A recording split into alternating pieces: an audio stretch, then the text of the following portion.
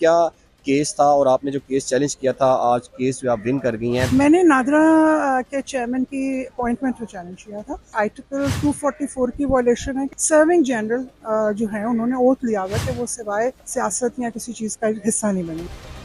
मैंने बहुत से वकला से कहा आओ मिलके मैं मेरा केस कर दो, किसी ने कहा नहीं, सर्विंग जनरल है।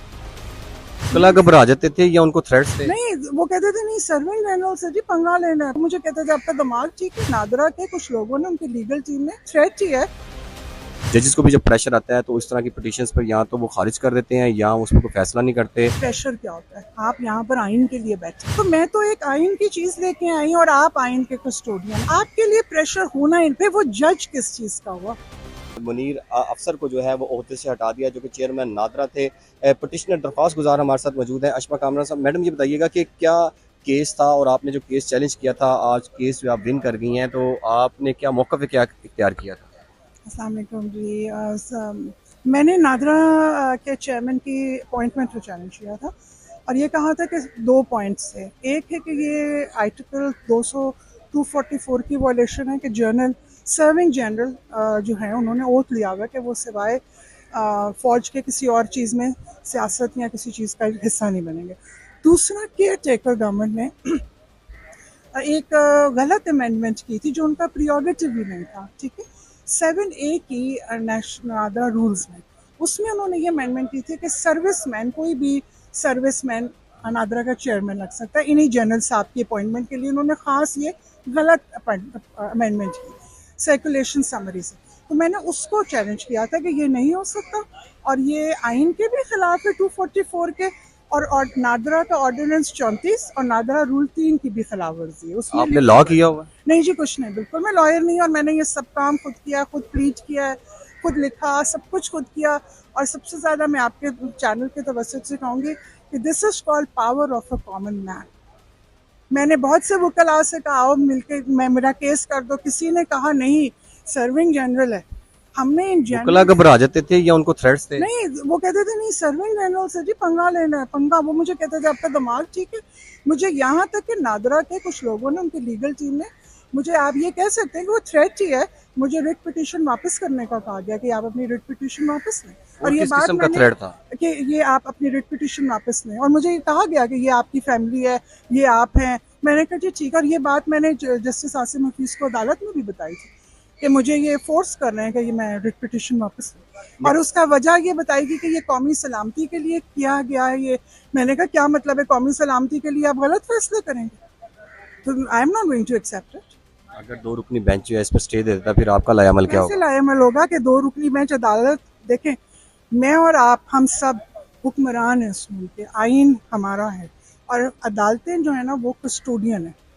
आइन में जब लिख दिया गया है कि 244 पे सर्विंग जनरल आए फौज के अलावा नहीं कर सकता, पीरियड। दूसरा, अमेंडमेंट आपने कैसे कर दी? आपका तो प्रियोगेटिव ही नहीं था। ठीक है ना, आप कैसे कर सकते हैं वो? मैं उसको नादरा का जो 7A है ना, मैं उसको इंशाल्लाह अगले 3 से 4 दिन में उस रूल को चैलेंज कर दूंगी। जजेस को भी जब प्रेशर आता है तो इस तरह की पिटीशंस पर या तो वो खारिज कर देते हैं या उस पर कोई फैसला नहीं करते या किसी तरह के, तो आप इस फैसले को किस तरह देखती हैं? लेकिन मेरा एक सवाल है, प्रेशर क्या होता है? आप यहाँ पर आइन के लिए बैठे, आइन ने कह दिया। देखिए, मैं कोई सेलिब्रिटी नहीं हूँ, कोई वकील नहीं हूँ, मेरा कोई सुप्रीम कोर्ट का कोई नाम नहीं है। You know what I am saying is, एक आम आदमी है। तो मैं तो एक आइन की चीज लेके आई, और आप आइन के कस्टोडियन है। मैंने आपको बताया कि ये आइन में ये हो रहा है। आपके लिए प्रेशर होना इन पे, वो जज किस चीज का हुआ? अगर कोई जज प्रेशर ले रहा है तो अब हमें भी खड़ा होना पड़ेगा, और हमें ऐसी चीजें ला के जजेस को कुछ सपोर्ट करना होगा कि आप भी खड़े हो और हम भी खड़े हो। किस पार्टी से ताल्लुक है, किस एजेंडे के तहत आपने दरख्वास्त दायर सो की थी? Sweet of you, so kind of you. मेरा इस मुल्क पाकिस्तान से ताल्लुक है, और मैं एक सोशल एंटरप्रेन्योर हूँ एक्चुअली, और मैं पीछे 20 साल से स्पेशल बच्चों के लिए काम करती हूँ। मेरा नाम गूगल करेंगे, आपको मेरे नाम से पता चल जाएगा। और मेरी सिर्फ ये है कि मेरे माँ बाप इस माँ मिट्टी में दफन है, और हमने कहीं नहीं जाना है। हम खड़े होंगे अपने मुल्क के लिए, और जो कुछ गलत होगा ना, हम बोलेंगे। आप लोगों ने हमें बिल्कुल कब्रिस्तान बना दिया मुल्क को, कि बस वो आते हैं, तकरीर करते हैं, प्रेस कॉन्फ्रेंस करते हैं DGIS पे, और हम जैसे कब्रिस्तान में नहीं होता फातिहा पढ़ते हैं, जाते हैं गेट पे फातिहा पढ़ते हैं और अगले कब्रिस्तान को बख्श के आ जाते हैं। तो लिटरली मुझे कल उनकी प्रेस कॉन्फ्रेंस लगा था ये हर हफ्ते प्रेस कॉन्फ्रेंस करते हैं जैसे कब्रिस्तान पे नहीं आते प्रेस कॉन्फ्रेंस की, आगे किसी ने, और ये बुत बने हुए, आज मैंने बुत तोड़ दिया। लोगों में हिम्मत होनी चाहिए, जो कोई बुत भी है, कोई बुत है वो, आप ये छोड़ दें कि मैं आप कौन है, आप ये सोचें ये मुल्क है, इस मुल्क के खिलाफ है।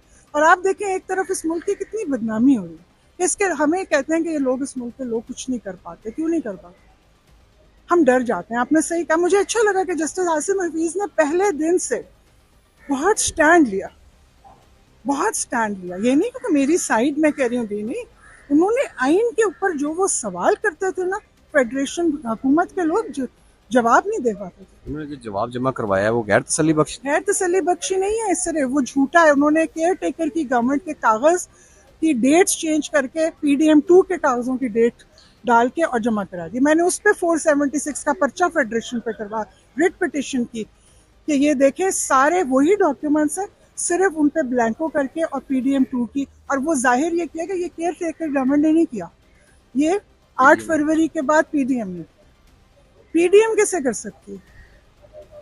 तो वो अल्हम्दुलिल्लाह, आई एम रियली हैप्पी। और सिर्फ this is called power of a common man, और सब उठे। इन्हीं तरीकों से आपने अपनी पुलिस को, अपनी चीज़ों को इतना अंडरमाइन करके, लोग एक दूसरे से बात ही नहीं करना चाहते।